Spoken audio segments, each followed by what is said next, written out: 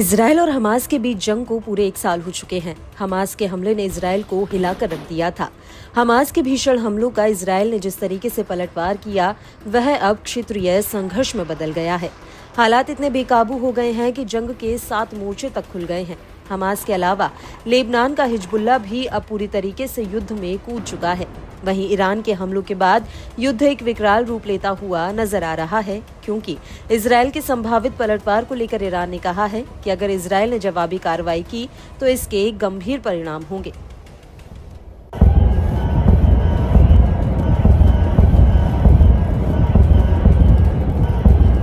इस बीच फिलिस्तीन के प्रतिरोध समूह ने अल-अक्सा स्टॉर्म की पहली वर्षगांठ पर इजराइल के जख्मों को ताजा कर दिया।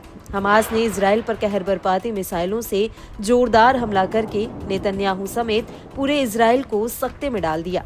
इस हमले में कब्जे वाले फिलिस्तीनी इलाके पर कई इजरायली मिलिट्री साइट्स को निशाना बनाया गया। गाजा में हमास की मिलिट्री विंग अल कासम ब्रिगेड ने 114 mm राजूम रॉकेटों से जोरदार हमला बोला। बताया गया कि ब्रिगेड ने उत्तर पश्चिमी नेगेव रेगिस्तान में सूफा के पास मिलिट्री बेस पर हमला किया। इसके अलावा केरेम शालो मिलिट्री साइट के ऑपरेटिंग सेंटर में धावा बोल दिया। इसके अलावा गाजा के राफा क्रॉसिंग पर इजरायली बलों की टुकड़ी पर भी हमला किया गया। होलेट अवैध बस्ती के आसपास के इलाकों को भी हवाई हमलों से दहलाया गया।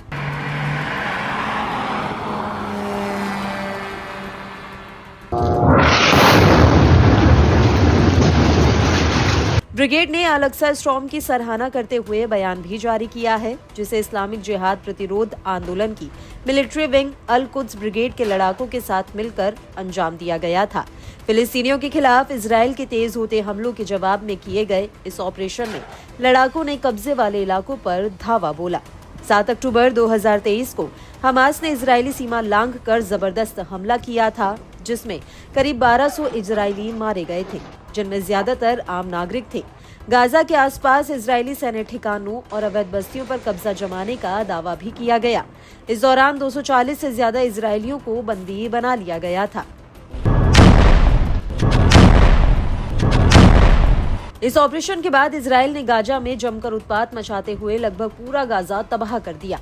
इस युद्ध में अब तक लगभग 42,000 फिलिस्तीनियों की जान जा चुकी है, जिनमें ज्यादातर महिलाएं और बच्चे हैं। अल-अक्सा स्टॉर्म की वर्षगांठ मनाते हुए हमास के पॉलिटिकल ब्यूरो के एक वरिष्ठ सदस्य ने बड़ा बयान दिया है। हमास के पूर्व नेता इस्माइल हानिये की हत्या के बाद अल हय्या चरमपंथी समूह का चेहरा बनकर उभरा है।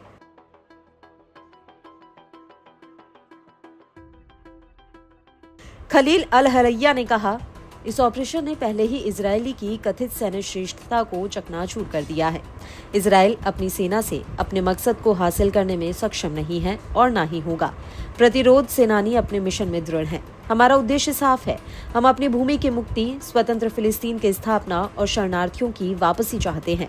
पूरा फिलिस्तीन, खासतौर पर गाजा और हमारे फिलिस्तीन लोग अपने प्रतिरोध, खून और दृढ़ता के साथ एक नया इतिहास लिख रहे हैं।